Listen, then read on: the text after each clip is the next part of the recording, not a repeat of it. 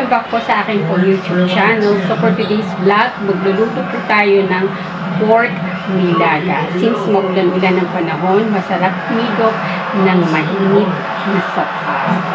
Let's start na!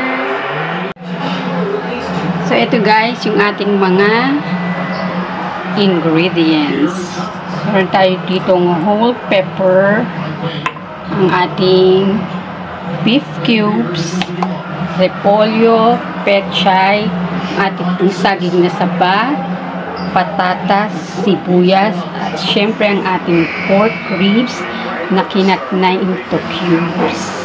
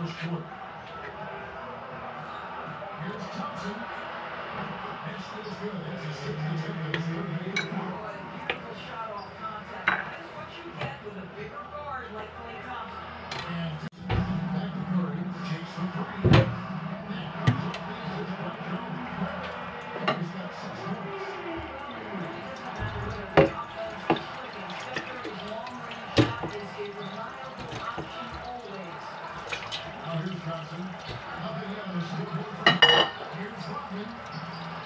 Good team by Jones.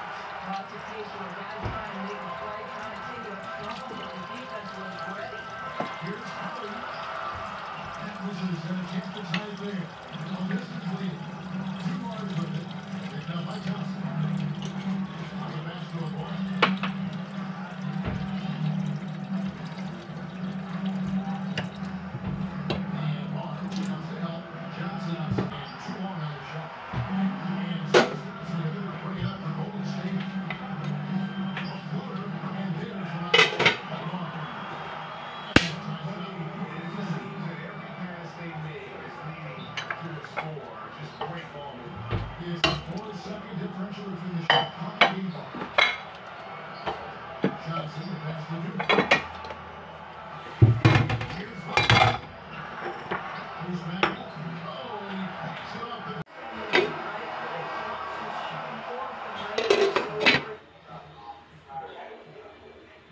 guys, palalambutin po muna natin ang ating pork.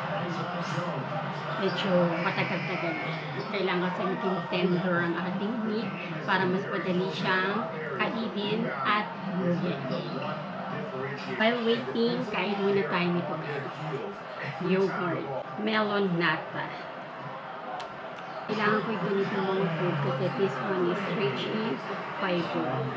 Makakatulong ko sa aking digestive system.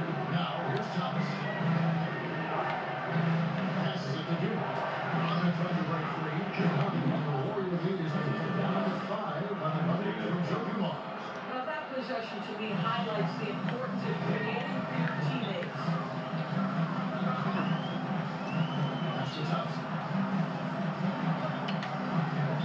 Today is Saturday, kaya kasama ko mga bata. Kahapon, I was surprised kasi ako bumisita yung dalawang kapatid ko tsaka yung brother-in-law ko, yung asawa ng kapatid ko na nasa Batangas, tsaka yung ate ko na lagi ko kasama sa hospital. Nagulat talaga ako guys kahapon. Bigla talaga silang dumating, wala talagang pasabi. Kaya pala si ate, hindi siya nagre-reply sa mga messages ko. Yung pala pabiyahin na sila dito. So sobrang saya ko guys kasi bihirang-bihira ko lang makita yung kapatid ko na nasa Batangas kapag lumuluwas sila ng Manila. Sabi niya, malayo naman daw sila sa taas. Safe naman daw sila. Although talagang nararamdaman nila yung pagyan. Saka yung mga asphalt. Pero mataas daw yung lugar nila. Thank God. Sana talaga kung pumutok man ng bukang Taal, wala masyadong maapektuhan talaga. Kasi hindi naman natin talaga makukontrol yan. Let's make sure hilighan ng ating Panginoon yan. So talagang nakatalaga sa para pumutok.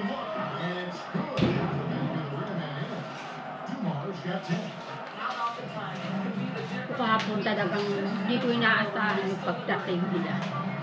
Nagulat ako talaga. Sobrang happy. Ba talaga yung pagdalang pagkakasama ng pamilya? Nakakamiso.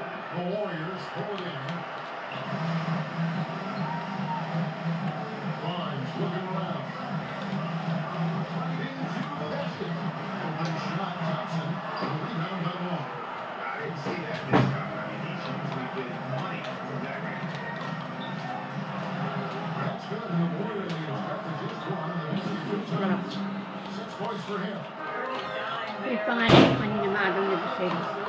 Nakapagsaing na siya kaya hindi na ako magsasaing. Kanina ang inalmutan ko, nilagang saging lang. Saka itlog na nilaga.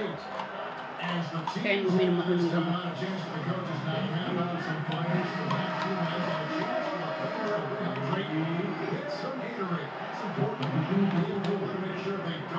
Very nutritious. Talagang under medication ka or talagang gusto mo magkaroon ng healthy sa pangangatawan, kailangan mo bumili ng mga pagkain na susustansya. Pag wala kang budget, please. So check natin guys. Ayan. Kumukulo na siya. Pero syempre hindi pa tumalambot talaga guys. Kailangan pa natin itong ma-boil pa ng matagal.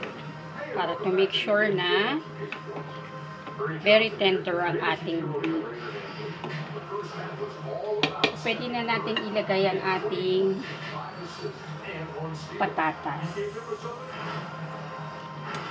That's all for now. Say goodbye to the folks.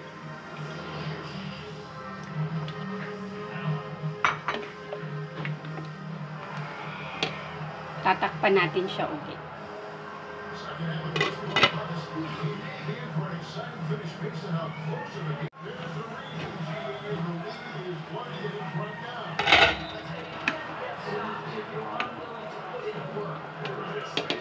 Hinaan natin yung apoy.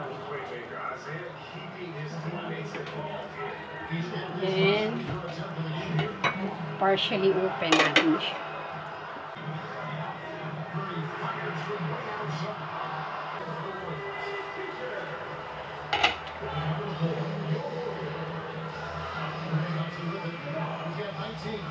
Check natin yung meat guys kung malambot na.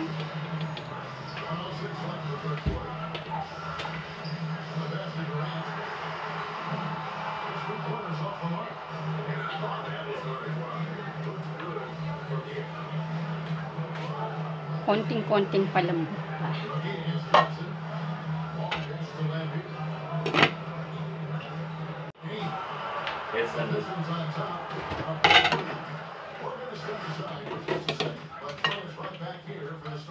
Lagyan na natin siya ng beef cubes. So, dalawa yung ilalagay ko guys.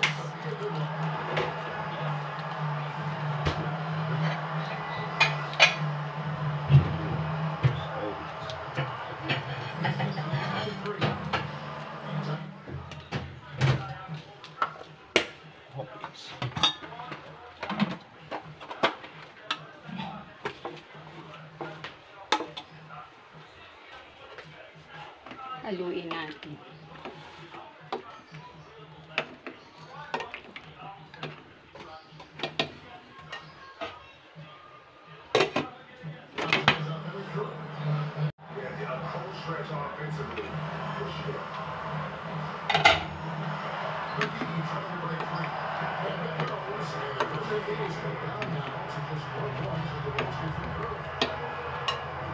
Lagyan na natin ng rock salt.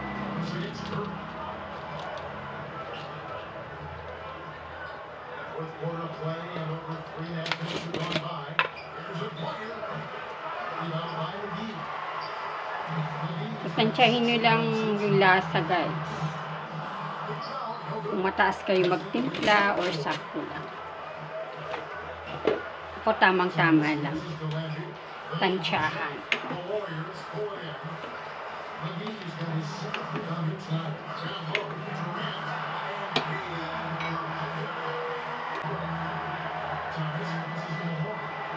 Lagay na natin yung ating recipe.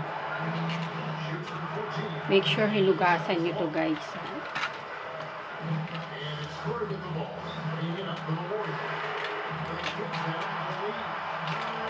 Sa nilaga gusto ko yung maraming repolyo.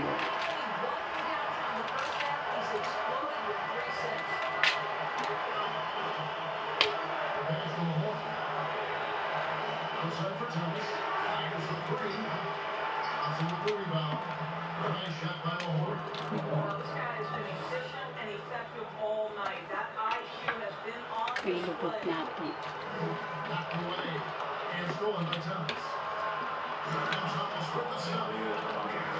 Simmer lang natin saglit bago ilagay yung pechay.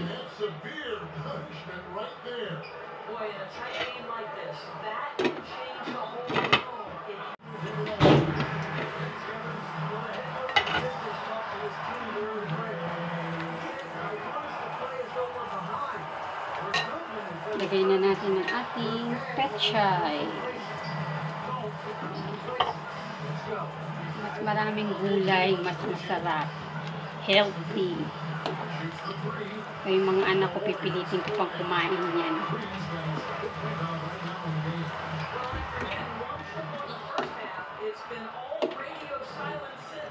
Ingat natin yung mga nasa ilalim.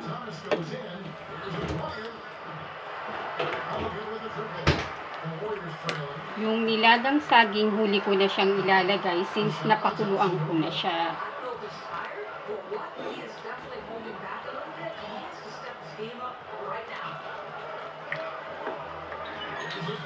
Simmer natin ulit. So, nagpakuha ko ng kalamansi dun sa halamanan ng aking pumbyenan. Ayan. So, hindi na kami bibili ng kalamansi. Para sa ating sausawan mamaya.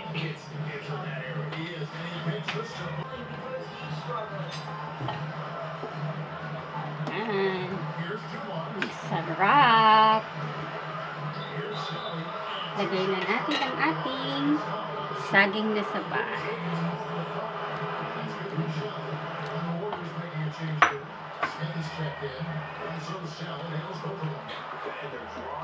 Banana natin, guys.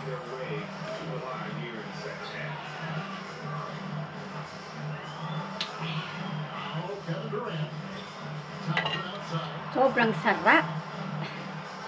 Pakukuluan lang natin siya sa simmer lang natin siya at least 5 to 10 minutes. Then done na ang ating pong pork nilaga for today.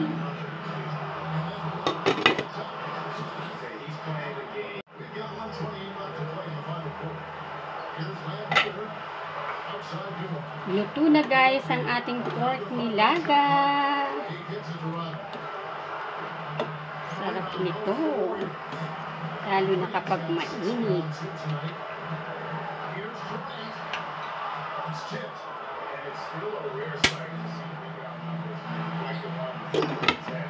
So done na guys ang ating recipe for today. So see you again next time on my next luto serye here on my YouTube channel.